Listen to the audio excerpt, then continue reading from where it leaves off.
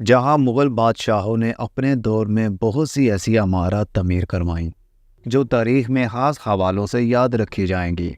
مسلمان حکمران ہی فن تعمیر کی سرپرستی کیا کرتے تھے، لیکن اس اعتبار سے مغلوں نے نئی روایات قائم کی۔ اس عہد کی عمارات میں ایک منفرد طرز تعمیر دیکھنے کو ملتا ہے جو مغلوں سے ہی منسوخ ہے۔ انہوں نے بہت سی ایسی عمارات بھی بنوائیں جو کسی عزیز کی یاد دلاتی تھیں۔ دنیا کی خوبصورت عمارت تاج محل شاہ جہان نے اپنی چہیتی ملکہ ممتاز کی یاد میں تعمیر کروائی تھی۔ شیخو پورہ کا ہرن مینار بھی ایک ایسی ہی خوبصورت عمارت ہے جو شہنشاہ جہانگیر نے اپنے پالتو ہرن کی یاد میں بنوائی۔ یہ ہرن جہانگیر کو بہت پیارا تھا اور اس سے محبت کا اظہار اس نے ہرن کی قبر پر ایک مینار بنوا کر کیا۔ یہ عمارت ہر اعتبار سے قابل دید ہے۔ لوگ یہاں سیر و تفریح کی خاطر آتے رہتے ہیں۔ گزرے زمانے کے حالات نے اس پر اپنے اثرات بھی چھوڑے ہیں، یعنی توڑ پھوڑ، اور اگر اس کی مرمت اور بحالی پر توجہ نہ دی گئی تو یہ عمارت صفحہ ہستی سے ہی مٹ جائے گی۔ یادگار تعمیر کوئی نئی بات نہیں ہے، بلکہ یہ رواج زمانہ قبل از تاریخ سے چلا آ رہا ہے۔ کسی عام شخصیت یا ناقابل فراموش واقعہ کی یاد برقرار رکھنے کے لیے عمارات تعمیر کروائی جاتی رہی ہیں۔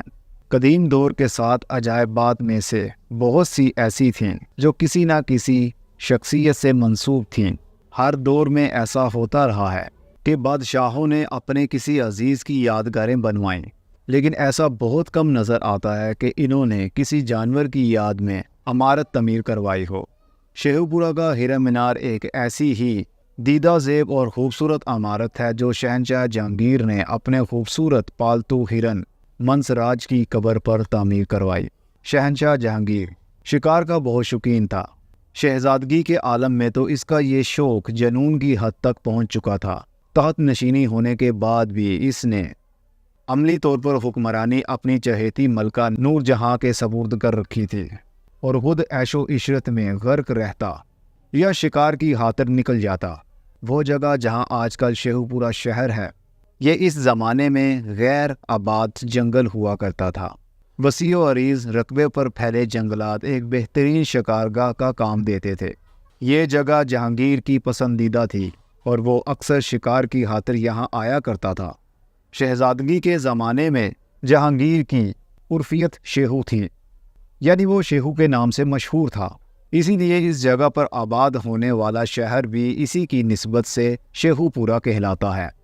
جنگلی جانوروں سے بھرے یہ گھنے جنگل شہزادہ شیخو کو اپنی طرف کھینچ رہے تھے۔ اسی شکار کے دوران معاون شکاریوں کے بچھائے ہوئے جال میں ایک ننھا منا سا خوبصورت ہرن پھنس گیا۔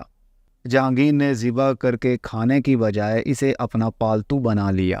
بعد کی شکاری مہمات میں یہ ہرن جانور کو پھنسانے کے لیے چارے کا کام دیتا رہا۔ شیخو نے بڑے پیار سے اس کا نام منسراج رکھا اور اسے ہر جگہ اپنے ساتھ لیے پھرتا تھا۔ ایک شکاری مہم کے دوران منسراج ایک درندے کے ہاتھوں مارا گیا، جس کا جہانگیر کو شدید دکھ ہوا۔ جس جگہ اس شاہی ہرن کو دفن کیا گیا وہاں جہانگیر نے ایک مینار تعمیر کرنے کا حکم دیا۔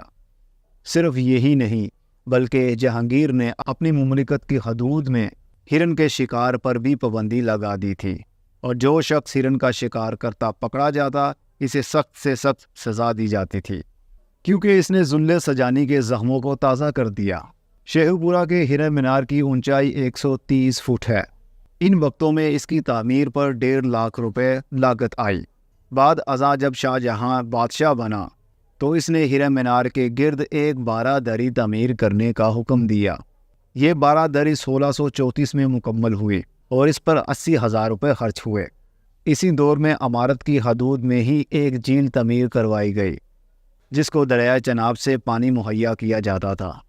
اسی دور سے یہ جگہ سیاحوں کی توجہ کا مرکز ہے اور ہر روز سینکڑوں افراد یہاں سیر و تفریح کی غرض سے آتے ہیں۔ کچھ عرصہ قبل مینار کا اوپری حصہ خستہ ہو کر گر گیا، جس سے اس کی اونچائی صرف 110 فٹ رہ گئی ہے۔ مغل فن تعمیر کی عکاسی یہ حسین عمارت شیخو پورہ حافظہ آباد روڈ پر واقع ہے۔ دیگر تاریخی عمارتوں کی طرح یہ بھی محکمہ آثار قدیمہ کی غفلت کے باعث خستہ حالی کا شکار ہو چکی ہے۔ اگر اس کی مرمت پر توجہ نہ دی گئی کہ شاید اس کے صفحہ ہستی سے مٹنے میں زیادہ عرصہ نہیں لگے گا۔ اس کی حفاظت اور بحالی کی ذمہ داری محکمہ آثار قدیمہ کے علاوہ مقامی انتظامیہ پر بھی ہے۔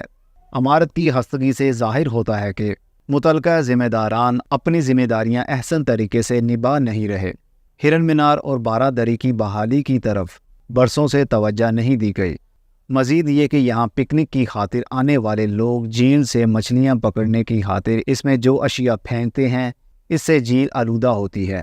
مچھلی کے شکار کے لیے پھینکے جانے والے کریکر بھی شدید نقصان کا باعث بن رہے ہیں۔ اس مقام پر دھماکوں سے پہلے ہی سے بھربھری ہو جانے والی عمارت مزید کمزور ہو رہی ہے۔ سیاحوں کا بھی فرض بنتا ہے کہ وہ اس تاریخی عمارت کی حفاظت کے لیے اپنا کردار ادا کریں اور یہاں کوئی ایسی حرکت نہ کریں جس سے عمارت کو کسی بھی قسم کا خطرہ لاحق ہو۔ حکومت کو بھی چاہیے کہ وہ ہرن مینار کی مرمت اور بحالی کے لیے معقول فنڈ مہیا کرے تاکہ یہ تاریخی عمارت بچ سکے۔ موجودہ حالات میں تو ہرن مینار کا مستقبل تباہ ہوتا نظر آتا ہے۔